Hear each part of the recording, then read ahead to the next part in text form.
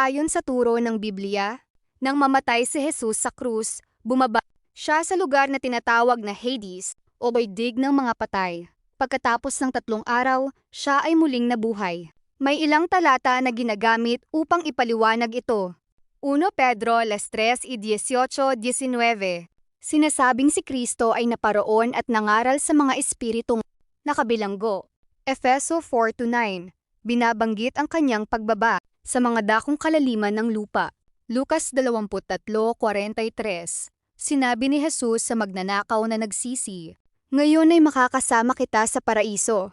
Kaya mahalagang tandaan, hindi sinasabi ng Biblia na 3 araw siyang nasa impyerno upang pagdusahan muli ang kasalanan. Namatay siya, inilagak sa libingan, at sa ikatlong araw ay nabuhay na mag-uli.